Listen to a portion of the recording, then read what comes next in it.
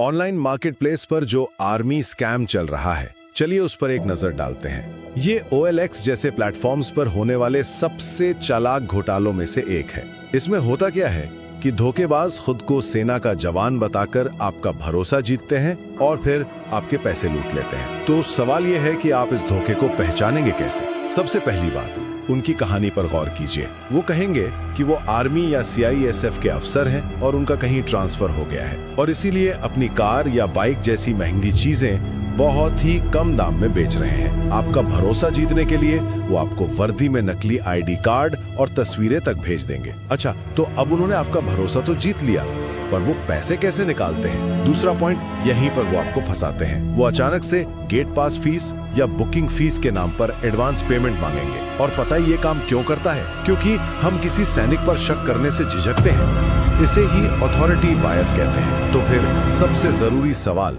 आप इससे बच कैसे सकते हैं? तीसरा और सबसे जरूरी पॉइंट, पहला नियम तो यह है कि सामान को देखे बिना और उसके कागजात चेक किए बिना एक भी पैसा एडवांस में नहीं देना है। सीधी सी बात है, गेट पास फीस जैसी कोई चीज होती ही नहीं है। और एक प्रो टिप याद रखिए, अगर कोई आपको व्हाट्सएप पर आर्मी ID भेज रहा है तो ये पक्का स्कैम है। असली जवान ऐसा कभी नहीं करते। तो बस याद रखिए, अगर आर्मी से जुड़ी कोई ऑनलाइन डील इतनी अच्छी लगे कि यकीन करना मुश्किल हो, तो शायद वो सच है ही नहीं।